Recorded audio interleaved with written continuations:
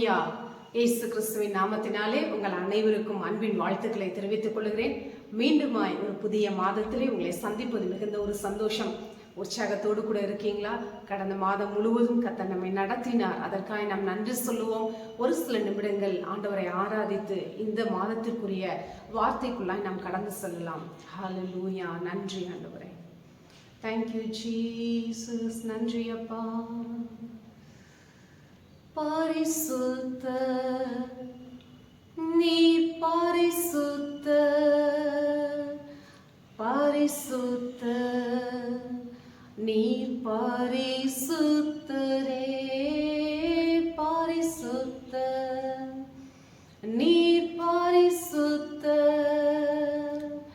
பரிசுத்த நீர் பரிசுத்தரே. நீர் ஒருவரே பரிசுத்தர் ஆண்டவரே. எங்களை இதுவரை நடத்தின எபினேசர், இனியும் நடத்த வல்லவர். இந்த புதிய மாதத்துக்குள்ளாய் கர்த்தர் எங்களை காலெடுத்து வைக்கும்படியாய் கிருபை செய்தீரே, உமக்கு நாங்கள் நன்றி செலுத்துகிறோம். இந்த நாளிலுமாய் கூட பரிசுத்த ஆவியானவரே, உங்க மெல்லிய சப்தம் அப்பா இந்த குடும்பத்துக்குள்ளாய் துணிக்கப்படுவதாக, ஒவ்வொருத்தருடைய இருதயத்துக்குள்ளாய் சென்று அப்பா இந்த வார்த்தைகள் பலன் கொடுப்பதாக என்று சொல்லி அப்பா இந்த நேரத்தை உங்களுடைய கரத்துல அர்ப்பணிக்கிறோம். நீர் இடைப்படுவீராக. உங்களுடைய விருப்பத்திற்கு அப்பா எங்களை விட்டு கொடுக்கிறோம். உங்க சித்தம் போல எங்களை நடத்துங்க. உங்க சப்தம் வெளிப்படுவதாக. இயேசுவின் நாமத்தினால் நன்றி சொல்லி ஜெபிக்கிறேன் நல்ல பிதாவே. ஆமேன் ஆமேன். Praise the Lord. ஹல்லேலூயா. இந்த மாதத்திலும் கூட கர்த்தர் நமக்கு கொடுக்கிறதான ஒரு வார்த்தை 1 பேதுரு 1ஆம் அதிகாரம் 7ஆம் வசனம். என்னோடு கூட உங்களுடைய வேத புத்தகத்தை நீங்க திருப்பிக் கொள்ளுங்க. 1 பேதுரு 1ஆம் அதிகாரம் 7ஆம் வசனம் நாம் வாசிக்கிறோம். அழிந்து போகிற பொன் அக்கினியினாலே சோதிக்கப்படும், அதை பார்க்கிலும் அதிக விலையேற பெற்றதுமாய் இருக்கிற உங்கள் விசுவாசம் சோதிக்கப்பட்டு. ஹல்லேலூயா. இந்த வார்த்தையை வாசித்தப்ப உண்மையாவே ரொம்ப எந்த அளவுக்கு ஆண்டவர் உங்களை என்னை நேசிக்கிறார். ஹல்லேலூயா. இன்னைக்கு ஒருவேளை நீங்க சொல்லலாம், ஒவ்வொரு மாதமும் நிறைய வாக்குத்தத்த செய்திகள் எல்லா பக்கத்திலிருந்தும் இந்த 1ஆம் தேதியில நீங்க கேட்க முடியும். இன்னைக்கும் கர்த்தர் நல்லவராய் நம் வாழ்க்கையில செய்து கொண்டிருக்கிற எல்லாவற்றையும் உங்களுடைய நன்மைக்கு எதுவாய் நடத்தி கொண்டிருக்கிறார். நம்ம அப்போஸ்தலர்ல வாசிக்கிறோம், அன்றியும் அவர் மேல் அன்பு கூறுகிறவர்களுக்கு சகலமும் நன்மைக்கு எதுவாய் நடந்து கொண்டிருக்கிறது. உங்க வாழ்க்கையில எது நடந்ததோ அது நன்மைக்கு எதுவாய். ஃபாதர் அழகா பாடியிருப்பாங்கல்ல, நடந்ததெல்லாம் நன்மைக்கே நன்மைக்கே நன்றி சொல்லி மகிழ்வேன் இன்றைக்கே. சொல்ல முடியுமா உங்களால? என் வாழ்க்கையில நடக்கிற எல்லாமே நன்மைக்கு எதுவா நடக்குது. எனக்கு ஒருவேளை எப்படிப்பட்ட பாதையில நீங்க சென்றாலும் சரி, உங்களுடைய பாதையை நன்மைக்கு எதுவாய் கர்த்தர் நடத்தி கொண்டிருக்கிறார். பாருங்க, சாதாரண ஒரு பொன் ஒரு தங்கத்தை புடமிடுறாங்களாம். அது எப்படிப்பட்ட சொக்க தங்கம், அதோடைய எத்தனை கேரட் அது இருக்குது, அது எப்படிப்பட்ட குவாலிட்டின்றதை பார்க்கறதுக்கு அது அக்கினியினால புடமிடப்பட்டு அதுக்கப்புறம் அதை டெஸ்டிங் பண்ணி நல்ல ஒரு கோல்டு ஆக்குறாங்க. ஹல்லேலூயா. அதை கோல்டா அப்படி புடமிடப்பட்டதுனால தான் இன்னைக்கு விலை உயர்ந்த ஆபரணங்கள் செய்வதற்கு அது பயன்படுத்தப்படுகிறது. ஹல்லேலூயா. இன்னைக்கு கூட நீங்க சொல்லலாம், என் வாழ்க்கையில எல்லா பக்கட்டும் பிரச்சனை தான், எதை தொட்டாலும் ஒண்ணுமே நடக்கல, நான் ஆண்டவருடைய பிள்ளை தான், ஆனா ஏன் இப்படி எனக்கு நடக்குது? இப்படி ஒரு கேள்வியை கேட்டீங்கன்னா கர்த்தர் இந்த நாள்ல உங்களுக்காக தான் இந்த வார்த்தையை சொல்றாரு. உங்களுடைய விசுவாசமானது சோதிக்கப்பட்டு.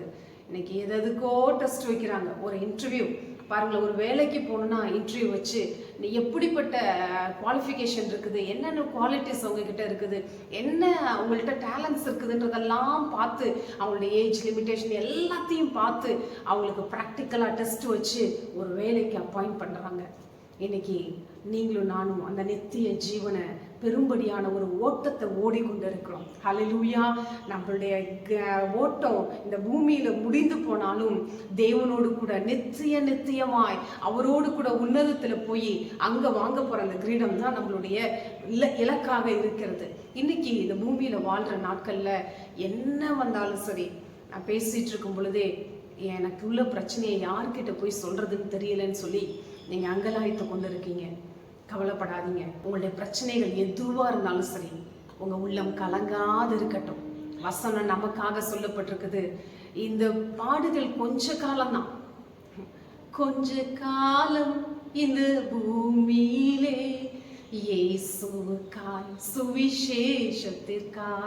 இன்னைக்கு உள்ள பாடுகள் எல்லாம் இந்த தொடர்ந்து வரப்போறதே இல்லை. It's not permanent. எல்லாமே கடந்து போயிட்டே இருக்கும். இந்த கொஞ்ச நாட்கள் கர்த்தருக்கென்று, ஆண்டவரே உமக்காக நான் ஊழியம் செய்யணும்னு சொல்லி உங்களை அர்ப்பணிச்சிடுங்க. உங்களுடைய சுய பலத்தினால முயன்று பார்த்தீங்கன்னாலும், நீங்க குட்டிக்கரண அடிச்சாலும் எதுவும் நடக்காது. ஆனா கர்த்தர் உங்க மேல வைத்திருக்கிற திட்டங்கள் அது இந்த பூமியிலே நிறைவேறியே தீரும். ஹல்லேலூயா. பாருங்க, அதனாலதான் இந்த விசுவாசம் பரீட்சிக்கப்படுகிறது. உங்க மேல இருக்க அந்த தரிசனம், நீங்க உண்மையாவே கர்த்தருக்கு வைராக்கியமா இருக்கீங்களா, பிரச்சனை வரும்பொழுது சோர்ந்து போய் விழுந்து பின்னாடி போயிடுறீங்களான்னு சொல்லி ஒரு மிகப்பெரிய ஒரு டெஸ்ட்டுக்குள்ள கடந்து போயிட்டு இருக்கோம். இந்த நாட்கள் கர்த்தர் நமக்கு பலன் தருகிற நாட்கள். உங்களை விசுவாசத்துல வல்லவனாய் மாற்றி கொண்டு இருக்கிற நாட்கள். சோர்ந்து போயிடாதீங்க. இந்த விசுவாசத்துல ஏற்கனவே நம்ம ஜெயிச்சு முடிச்சிட்டோம், அதுதான் உண்மை. நீங்க இப்பொழுதே பார்க்கணும், இந்த பிரச்சனையெல்லாம் தாண்டதுக்கு அப்புறம் நான் எப்படி இருக்க போறேன். அதான் சொல்ல, பொன்னாக ஜொலித்திடுவேன். ஹல்லேலூயா. அந்த பொண்ணை புடமிட்டதுக்கு அப்புறம் தான் அது ஒரு ஜொலிக்குது.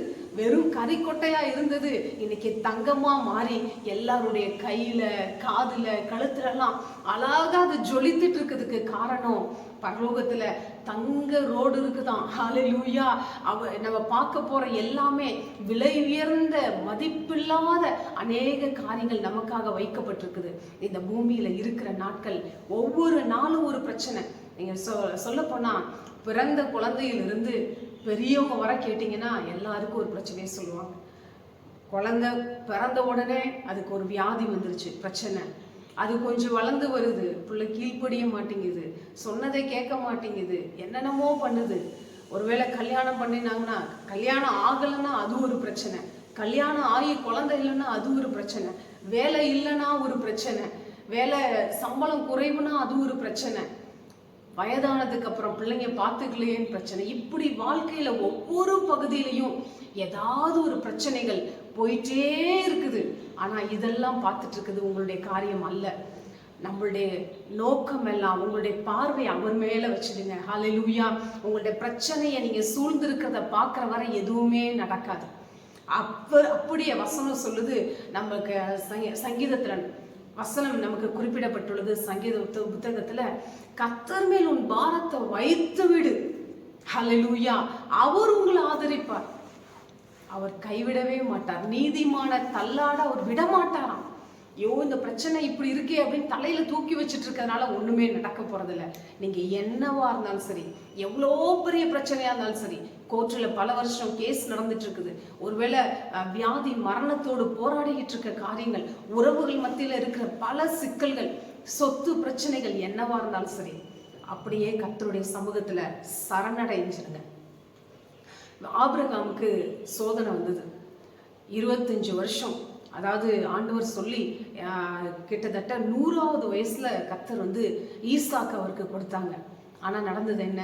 இந்த ஈசாக்கை எனக்கு பலி எடுப்பா அப்படின்ட்டாரு. அப்ப இப்ப யோசிங்க, ஆபிரகாமுடைய மனநிலை எவ்வளவு நொறுக்கப்பட்டிருக்கும். இவ்வளோ வருஷம் காத்திருந்து பெறப்பட்ட ஒரு பிள்ளை இப்ப எப்படி நான் கொண்டு போய் கொடுக்கறது, அதை பத்தி எதுவுமே வேதத்துல குறிப்பிடல.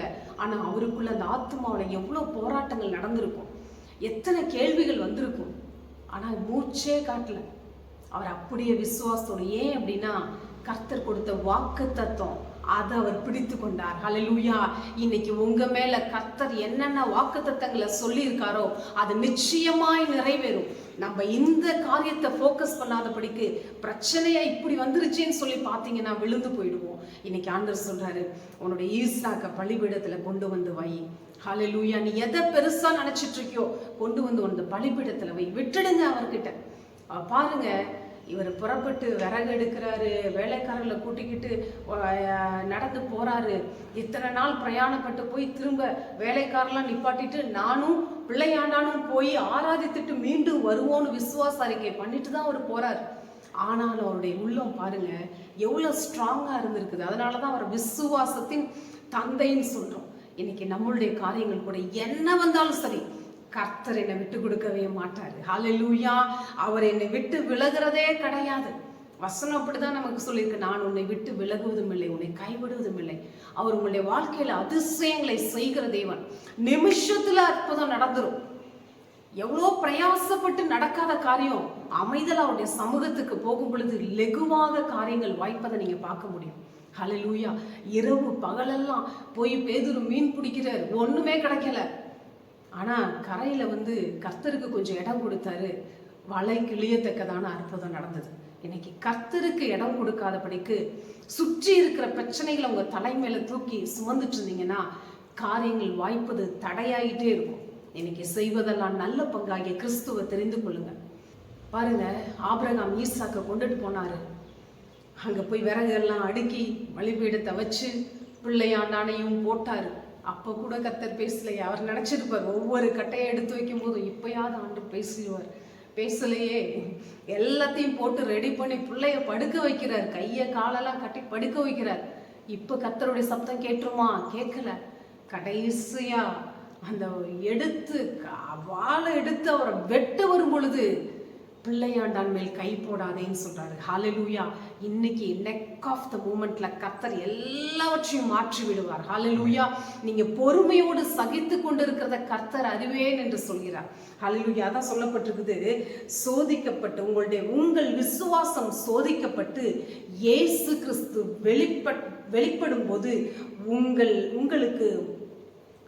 உங்கள் விசுவாசம் சோதிக்கப்பட்டு இயேசு கிறிஸ்து வெளிப்படும் போது உங்களுக்கு புகழ்ச்சியும் கனமும் மகிமையும் உண்டாக காணப்படும். ஹல்லேலூயா. நமக்கு மிகுந்த சமாதானம் உண்டாகும். அந்த சந்தோஷம், ஒரு மிகுந்த கனத்தை, ஒரு புகழ்ச்சியை உங்களை உயர்ந்த அடைக்கலத்துல கர்த்தர் வைக்க போகிறார். அதுல மாற்றமே கிடையாது. இன்னைக்கு இன்று காணப்படுகிற சூழ்நிலைகளை பார்த்து சோர்ந்து போகாதீங்க. பலருடைய கேள்விகளை உங்களை சோர்வடிக்கும். காதே கொடுக்காதீங்க. கர்த்தர் என்ன சொல்றார், கர்த்தர் என்ன பேசுறார். இந்த உலகத்தை பார்த்தீங்கன்னா ஒண்ணுமே செய்ய முடியாது. ஆனா உன்னதரை பார்த்துட்டீங்கன்னா எல்லாவற்றுக்கும் மேலான ஒரு தெய்வ சமாதானம் நம்முடைய இருதயத்தை நிரப்பிக்கணும். ஒரே ஒரு சீக்ரெட் என்னன்னா, அவரோடு கூட இணைந்து நடக்க பழகிறணும். ஆவியானவர் இன்னைக்கு நமக்கு கொடுக்கப்பட்டிருக்கார். பலத்தினாலும் அல்ல, பராக்கிரமத்தினாலும் அல்ல, ஆவியினால எல்லாம் கூடும். பரிசுத்த ஆவியானவர் ஒவ்வொரு சூழ்நிலையை எப்படி தாண்டி போகணுன்றதை உங்களுக்கு கற்றுக் கொடுப்பார். என்ன பிரச்சனை இருக்குது? ஆவியானவரே, என்னால இது முடியல, என் கூட நீங்க பேசுங்க, நான் என்ன பண்ணணும்? அப்படியே கொஞ்ச நேரம் வர்ஷிப் பண்ணிட்டு அமைதலா இருங்களேன். அந்த சூழ்நிலை அப்படியே மாறுறதை பார்ப்பீங்க. ஹல்லேலூயா. அந்த சிச்சுவேஷன் தலைகளாக மாறிடும். இன்னைக்கு ஒவ்வொரு நாளும் ஃபேமிலி லைஃப்ல பார்த்துட்டு இருக்கோம்.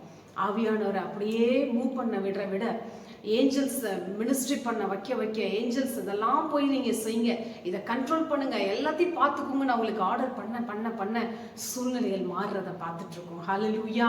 இந்த விசுவாசத்தோடு கூடிய சந்தோஷத்தோடு கர்த்தருடைய சமூகத்துல ஆராதித்து உங்களுடைய பிரச்சனைகள்லாம் அவர் மேல வச்சிடுங்க.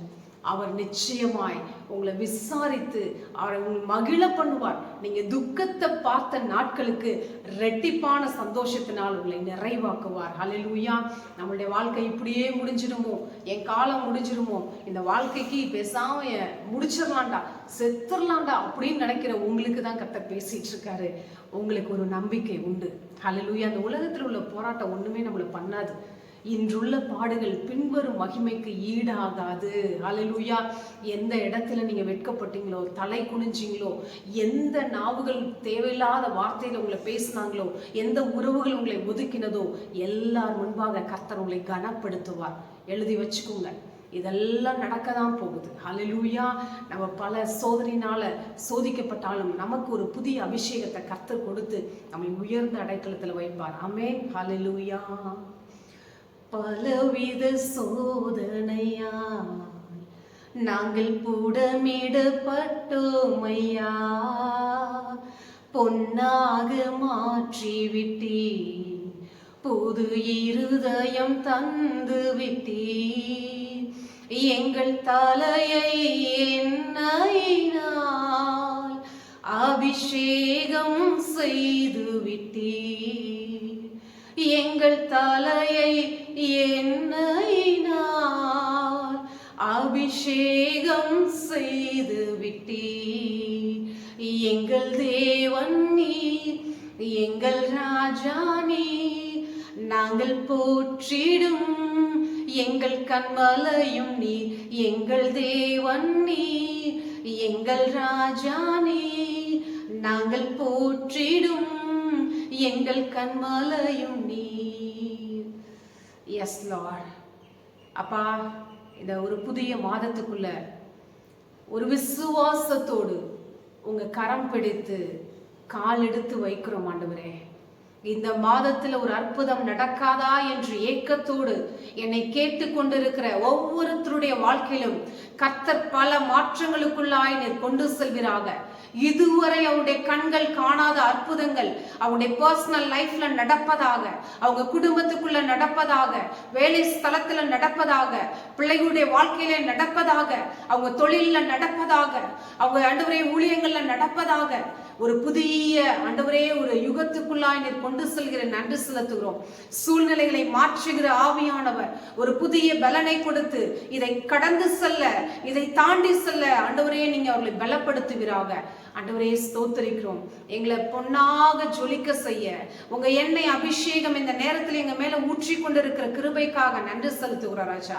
ஆண்டவரே, சூழ்ந்து இருக்கிற பிரச்சனைகள் எங்களுடைய காரியங்களை முன்பு வச்சு அதையே பெருசா பேசாதபடிக்கு உங்களுடைய பிரசன்னத்திற்காக காத்திருக்க கிருபை செய்வீராக. ஆண்டவரே, பரிசுத்த ஆவியானவரே, நீர் ஒவ்வொரு குடும்பங்களுக்குள்ளாய் சென்று ஒரு புதிய பலத்தினால நீர் இடை கட்டுங்க. இந்த மாதத்தை விசுவாசத்தினால வென்று ஆண்டவரே கர்த்தர் கொடுக்கிற அந்த ரட்சிப்பை பார்க்க நீங்க உதவி செய்யுங்க. அப்பா, நீங்க இருக்கும் பொழுது அது நிரம்பி வழிகிற பாத்திரமா இருக்குமே, அப்படி ஒரு நிரம்பி வழிகிற ஆசீர்வாதத்தை கொடுத்து அப்பா அவங்கள மகிழ பண்ணுங்க ஆண்டவரே. எல்லா துக்க நாட்கள் முடிந்து போவதாக. ஒரு புதிய ஆண்டவரே ஒரு சூழ்நிலைக்குள்ளாய் கொண்டு போகிறீர், அதற்காக நன்றி. இதுவரை அவங்களுடைய கண்கள் காணாத காரியங்கள் இந்த மாதத்துல நடக்க போகிற கிருபைக்கு நன்றி. எல்லா சூழ்நிலையை மாற்றி உங்க பிரசன்னத்துக்காக நன்றி. நீர் சொல்ல ஆகும், நீர் கட்டளையிட நிற்கும். நீங்க ஒரே ஒரு வார்த்தை சொல்லுங்க, இந்த நாள்ல அற்புதம் நடப்பதாக. இந்த மாதத்துல விசுவாசத்தினால அறிக்கை பண்ணி ஜெயம் எடுப்பார்களாக. அப்படி செய்கிற கிருபைக்காக நன்றி. தொடர்ந்து உங்க தேவ பிரசன்னம், உங்க வழி நடத்துதல், பரிசுத்த ஆவியானுடைய கைடன்ஸ் ஒவ்வொரு பகுதியிலும் இருப்பதாக. இயேசுவின் நாமத்தில் நன்றி சொல்லி ஜெபிக்கிறோம் நல்ல பிதாவே. ஆமென். ஆமென். Praise the Lord. கர்த்தர் நிச்சயமாய் உங்களை ஆசீர்வதித்து உங்களை மகிழ்ச்சியினால முடிசூட்ட போகிறார். ஆமென்.